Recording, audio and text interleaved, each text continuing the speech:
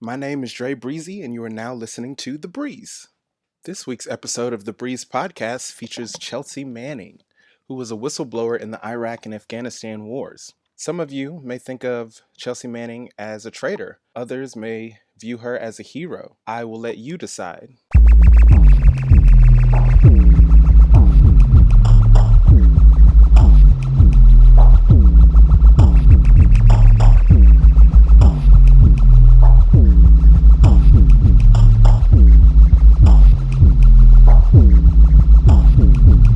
Chelsea Manning was born Bradley Edward Manning on December 17th, 1987, in Crescent, Oklahoma. Manning was raised as a boy and generally thought he was gay. Manning's parents divorced in 2000 when he was 13.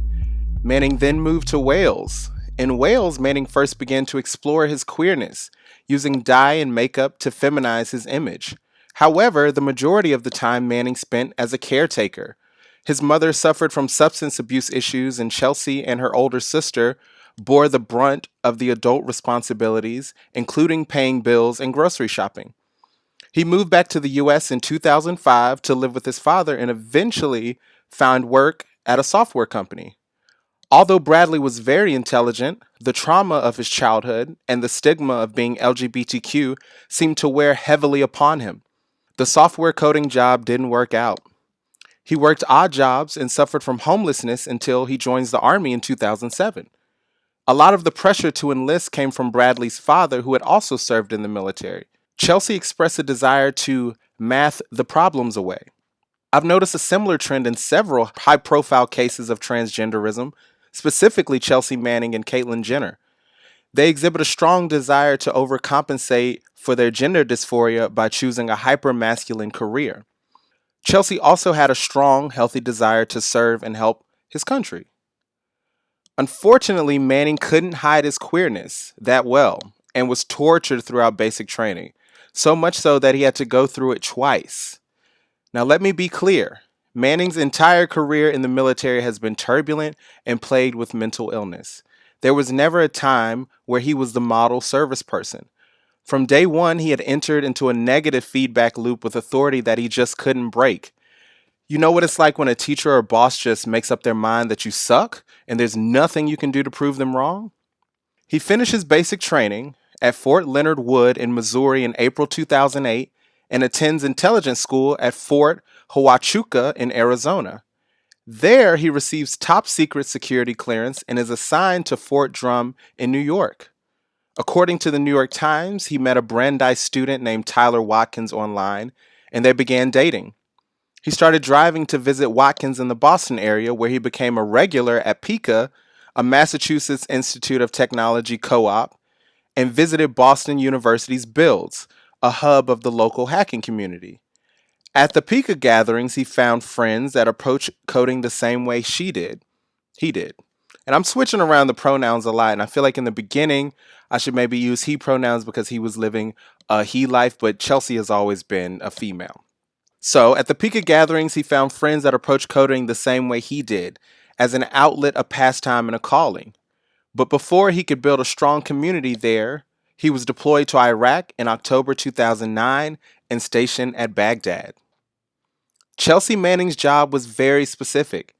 His role was to sift through SIG acts, which were significant actions that's composed of the written reports, diplomatic accounts, correspondence, photos, videos of all the conflict and firefights of the Iraq and Afghanistan war. He spent 8 hours a day, 6 days a week, in a dark wooden room sifting through this information.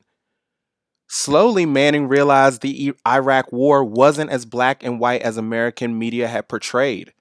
Manning started to realize that maybe America was fighting a pointless war, and the thousands of American deaths were part of a larger, senseless, negative feedback loop. I will be mentioning this feedback loop concept more often as this podcast progresses. On CIIS Public Programs and Performances podcast, Chelsea shares her thoughts about the war. If you look at the labels and look at all this, you just realize that there's nothing really there. It's just an authority figure saying, "I say that you're X, therefore you should not, you should be dealt with and not exist." So it's a power differential. And if you analyze that out further and further, you see that there's all these interests that go behind these power differentials. Whether it's, this is the language of power. It's just the power. Powerful people use this language to label people. So if it weren't illegal to cross an imaginary line that we right, it's an imaginary line through the middle of a desert, like how and it's the same thing. It's not just here. It's like across the world. And I mean, as you learned, I mean, like one of the things that I had to do as an analyst was understand Middle Eastern history, like the and I'm just going to go back a little bit to sort of Iraq, for instance. Iraq just came out of nowhere, because it just came out of this notion of like, the Brits and the French get together one time and they're like, oh, I'll take this part and I'll take this part. So it's just like powerful, imperialist powers divvying up the world in these like arbitrary chunks, that had without any regard as to the people there. Like that's how that's what all these lines are. It's the same thing with with any of these lines. It's just the world being divvied up by people and power, and interests, and then people fight over this. And then even crossing those lines can criminalize people, which requires us to make more prisons to right, exactly. House them. It's almost like it's just a self-perpetuating machine of interested parties that stay in power because they divvy up the world. As the internal tensions increased for Manning, he was granted a brief reprieve in the form of a 2-week leave. Before he left, he downloaded almost every SIG-ACT report from the wars in Afghanistan and Iraq. The crime took place when he smuggled that information out on a CD-ROM disc labeled Lady Gaga. He uploaded these files onto his personal laptop and hopped on a plane to the United States. Manning was unsure of what to do with the data, so he just waited. During this time, Manning publicly cross-dressed for the first time. She went by the name Brianna. October and November passed, and she found herself increasingly dismayed by a lack of public awareness about what seemed to be a futile and ceaselessly bloody war. She states in the New York Times article, "There were two worlds, the world in America and the world I was seeing in Iraq." Manning originally attempted to send the files to the New York Times or the Washington Post, but they were bullshitting. Part of the credibility of any story is knowing your source, and Chelsea did not want to be known. On February 3rd, 2010, Manning signed onto her laptop and using a secure file transfer protocol, sent the files to WikiLeaks. But to her surprise, nothing happened. WikiLeaks never even acknowledged receiving the data. Manning returned back to work and of course began acting paranoid as fuck. Because Manning had suffered from troubled behavior throughout her stint in the military, nothing seemed amiss to higher-ups.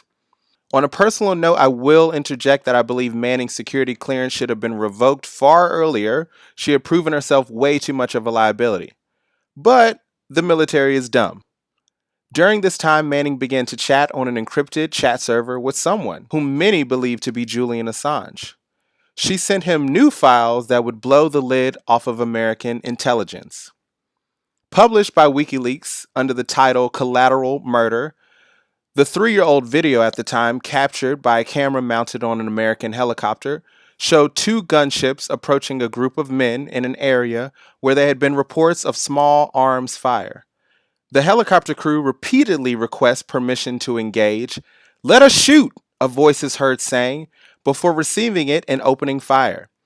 In total, at least a dozen people were killed in the 2007 strike, including several civilians and 2 staff members of the Reuters news agency.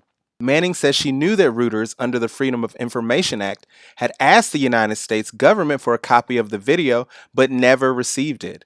This was symptomatic, she said, of the worst impulses of a government obsessed with blanket classification. At this point in time, the government still was unsure of who was leaking the data. Simultaneously, Chelsea Manning was being born. In April, Manning emailed her superior with a photo of Brianna. She was experiencing a number of crises related to her gender dysphoria, which were severely impacting her ability to do the job. Her superior ignored that email and increased her workload from 6 days a week to 7 days a week. I'm sure that helped.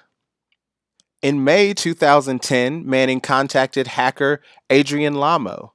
She told him that she was responsible for the leaked war logs, and Lamo snitched on Manning like a little bitch. She was arrested promptly. Starting July 2010, Manning was held for 9 months in Quantico, Virginia. At Quantico, Manning spent 23 hours a day in a 6 by 8 foot cell, much of it on prevention of injury or POI status, in conditions that a United States special investigator later said could qualify as torture. She was required to give constant verbal confirmation during the day that she was okay, starting at 5 a.m. She wasn't allowed to have pillows or sheets. After the investigation, the military ordered that Quantico's whole pretrial confinement area be shut down. In the Talk House Pussy Riot podcast with Nadia Tolo Konakova, Chelsea describes her incarceration. One of the things I learned is that, especially in prison, I learned that hope doesn't come from somebody else. Nobody can give you hope. Each and every one of us, every single person in this room already has hope. It's already inside of you. It's deep down inside of you, even if you don't think it's there. I found it. I can't tell you how to find it. It's just, I know it's there. And it got me through. And in prison, which is a community, prisoners are a community. I depended on my community when I was in prison. I depended on other inmates. The prison is not out there to help us, a bit like the bigger, sections of society. They're not here to help us. They're here to take advantage of us, take our money. They want our they want more clicks on our advertising. But in prison, it's much more overt and it's much more direct. There's a form that you have to fill out to get rations every month in the prison that I was at. And if you failed, even if you filled it correctly and it got lost, oh well, you didn't get anything. You didn't get your toilet paper. You didn't get your toothbrush. And this would happen quite commonly. They don't care. They're like, oh, well, the rule says you have to fill out the paperwork and you didn't do it right. Otherwise, we would have it. And we did fill it in. So we would have to pool our resources together and solve this problem. We would lean on each other for things like toilet paper, basic necessities that the prison sometimes wouldn't provide on, whenever it was needed. That's more of a logistical thing, but we also need each other because, in prison, people leave, your family forgets about you. You get lost, you get left out, which is why it's so important to remember that prisoners need support and they need love because they're not getting it. They're getting it from each other. We were able to give it to each other as almost dare I say family, some of us felt like, because we're around each other all the time, 24/7. We depended on each other, especially to get through it. And I miss them. That's power. We'll be right back after a message from one of our paid sponsors. It's almost holiday season and we're all looking for a little bit of spare cash. At GameStop, we've got you covered. Here at GameStop, no matter what, we've got your guaranteed $10. Old Game Boy, we've got $10. Aged out PlayStation 2, we've got $10. New Xbox One, we've got $10. No matter how much you paid for it at GameStop, we've got $10. Tired of holding on to that priceless Halo Collector's Edition? We've got $10. Doesn't sound fair? You're right, it isn't. At GameStop, we don't have much, but we've got $10. Stop in to claim your money. You can find us next to your local puddle of children's tears. After 1,000 days of pre-trial incarceration, Manning pleaded guilty to 10 of the lesser counts. He was convicted of espionage and theft and sentenced to 35 years. The day after the sentence, Edward came out as Chelsea. Crazily enough, Chelsea sought treatment for gender dysphoria. The Department of Defense refused her request, but the ACLU filed a lawsuit on her behalf. Once again, Manning is trapped in this negative feedback loop where the more she asserts herself and her autonomy, the more the state represses her and tries to break her. In early September 2016, Manning embarked on a hunger strike to protest what she called the constant and overzealous administrative scrutiny by prison and military officials. Manning tries to kill herself twice during this time, but guards spotted her before she lost consciousness. We see a smaller negative feedback loop in which prison officials put a prisoner, in this case Chelsea Manning, in conditions which anyone would become suicidal from, and then use those suicidal inclinations to justify the conditions. It's similar to how Republicans rant and rave about how bad government is, and then they try to get elected and try their hardest to prove it. A week later, Manning was returned to the general population. She was beside herself with anger and fear. She also states that she was most likely suffering from post traumatic stress disorder from the trauma of Iraq and Quantico. 10 days in the hunger strike, military officials agreed to finally approve her transition. After this exhausting victory, Chelsea had resolved that she would spend the rest of her youth imprisoned.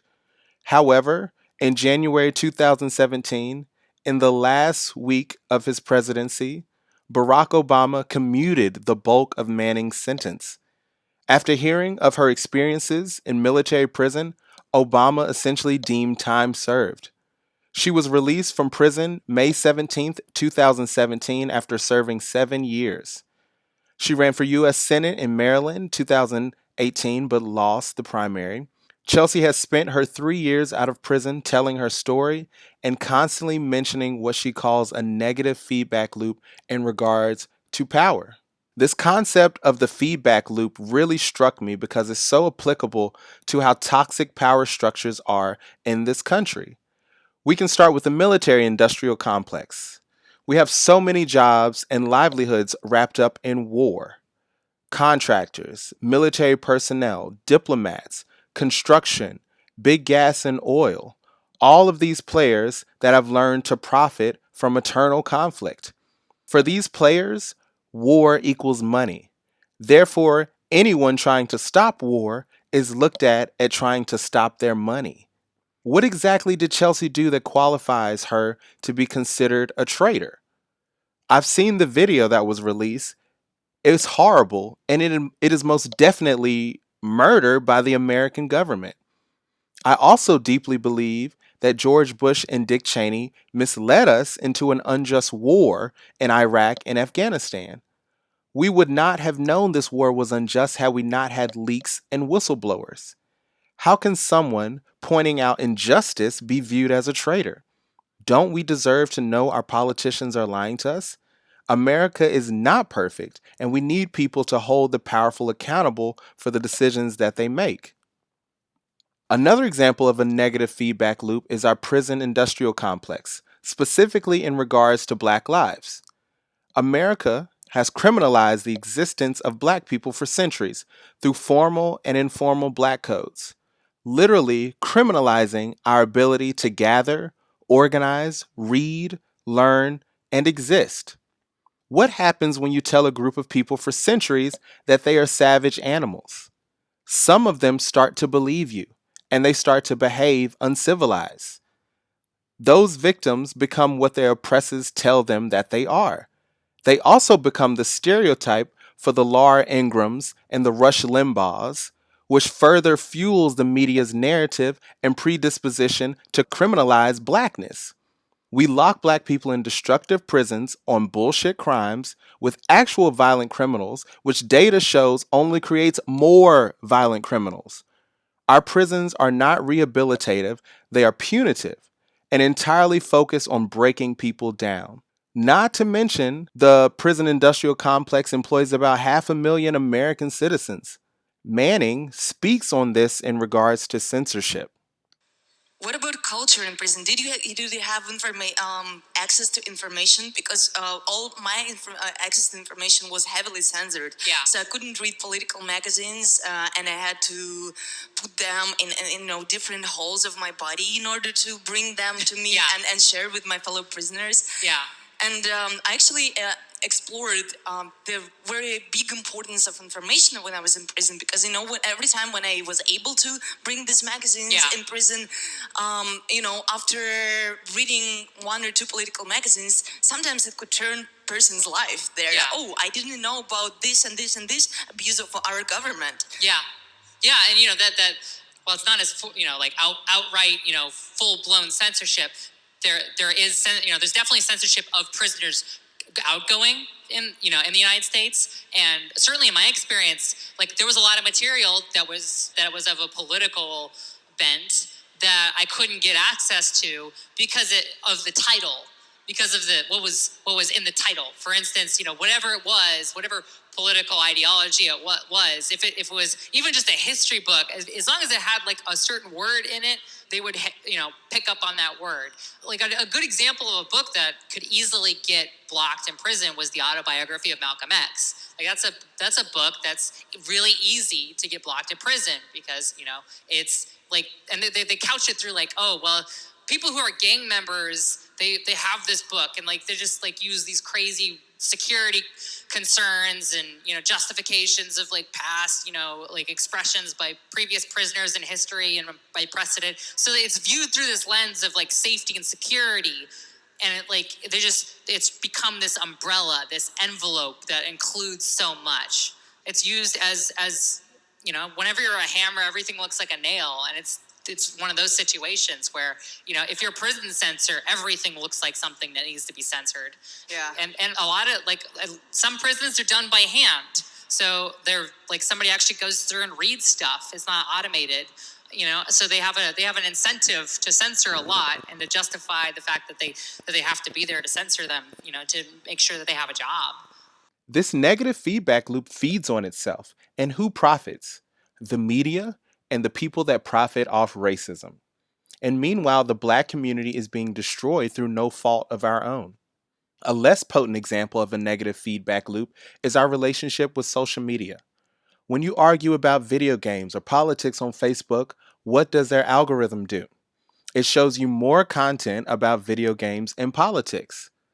Many of us social justice warriors get stuck in these feedback loops on social media because the more we engage with trolls, the more trolls we get. Just look at Talib Kweli's timeline or Chelsea Handler's timeline to see this in perpetuity. These negative feedback loops divide us and allow the powers that be to use us against our will. There are so many more examples of these toxic feedback loops in American society that purely restrict our ability to live freely. While I do believe that Chelsea Manning's actions should have faced consequences, I don't believe that her actions warranted torture. There are still Republicans to this day that believe not only should she have been tortured, that she should have been killed. We, the taxpayers, fund these wars. We should know exactly what's going on in these foreign lands. There's obviously information that should be classified for national security. But what does it say about the country we live in where people are punished for showing us the truth? Smarter people know that these feedback loops have to be broken. Barack Obama broke the loop with Chelsea. Black Lives Matter is breaking the loop of racism through police brutality. There are so many systems of oppression that continue to exist. How can we break all these loops to ensure justice and liberty for all? So, with many of these podcasts, I reach out to the people that I'm talking about to try to get them on. And with Chelsea specifically, I did a little bit of research, and I don't know if I told you guys, but I'm a gamer. So earlier this year, I started a streaming channel on Twitch, and it turns out that Chelsea is also a Twitch streamer as well. So yesterday, I went to view her, just, playing her video game. And, she talks a lot with her community, but ultimately, she's just kind of like a nerdy gamer chick. And just watching her stream, you would never think that this was a person that has, been through everything that I just described. And part of me, just wanted to reach out and be like, hey, like, do you want to talk about all the terrible things that have happened in your life?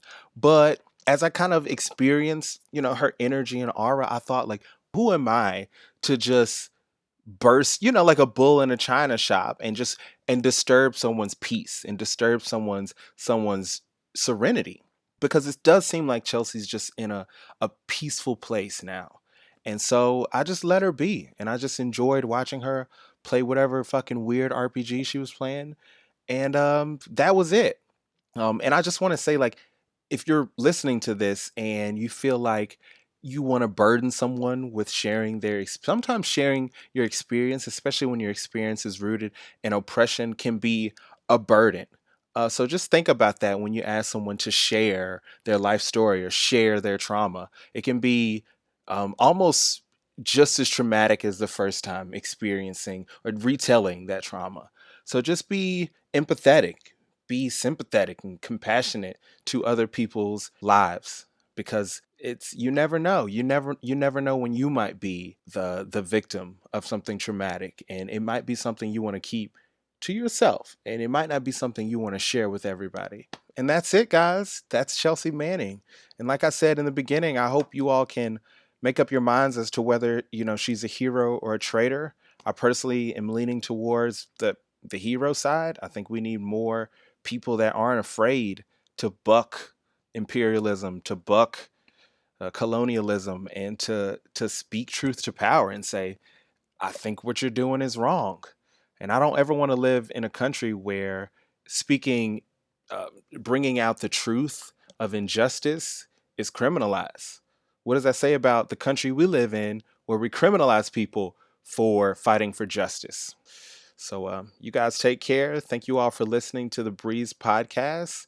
My name is Dre Breezy. You can find the article I wrote about Chelsea Manning on my website, www.findthebreeze.com.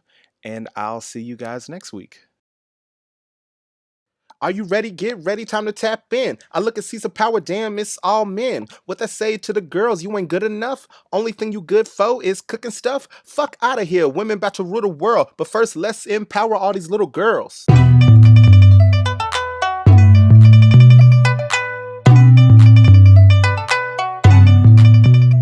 So I'll be doing part 2 of this podcast in just a couple days, but I want to thank you all for continuing to support me.